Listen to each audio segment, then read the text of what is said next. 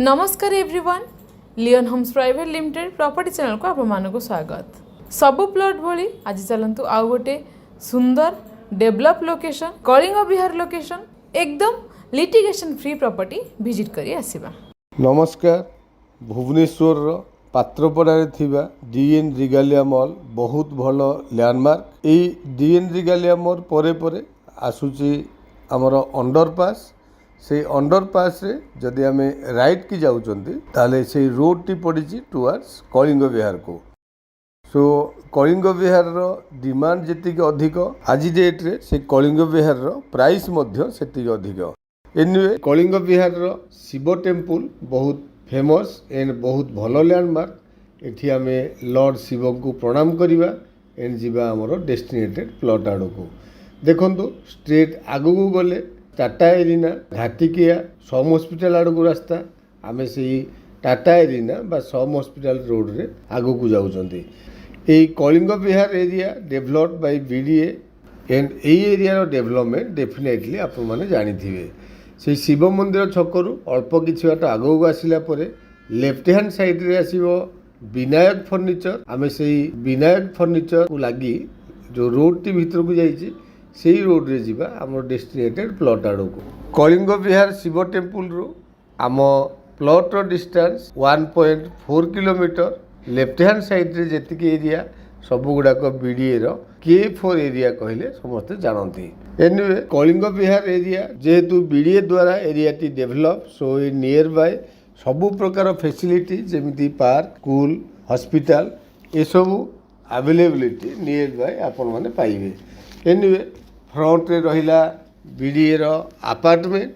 से अपार्टमेंट रो back side रे रहिला हमरो डेस्टिनेटेड प्लॉट। आपण माने देखंतु ए अपार्टमेंट बीडीए रो एकामर रेसिडेंसी अपार्टमेंट कहले समस्त जानती।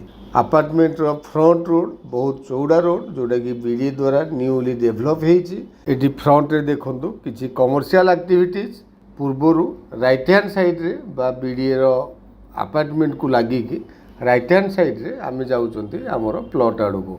एटी देखंतु आलिशान विला रो गोटे बोर्ड।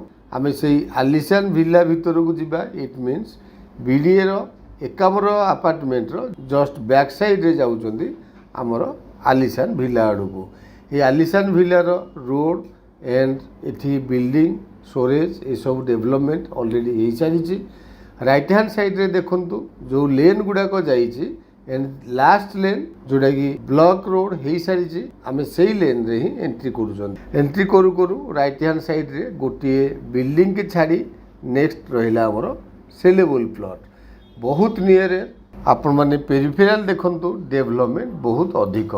फ्रंट रे रहिला व्हाइट कलर रो अपार्टमेंट जोटा कि टाटा एरिना रो अपार्टमेंट।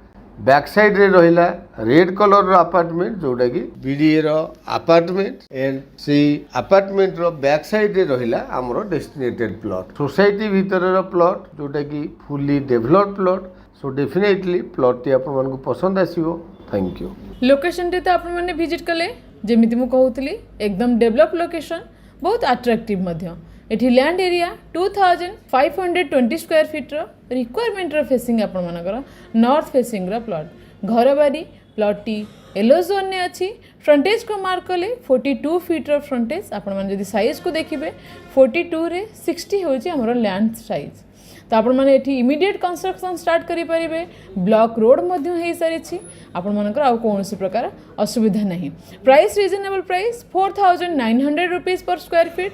लेट न करी तळे था नंबर रे इमीडिएट कांटेक्ट करंतु। चैनल को सब्सक्राइब करि नियंतु रेगुलर वीडियो रा अपडेट पाया पई। जदि वीडियो टी भलो लागिछि लाइक शेयर कमेंट करियो जमारा भूलिबेनी। Thank you.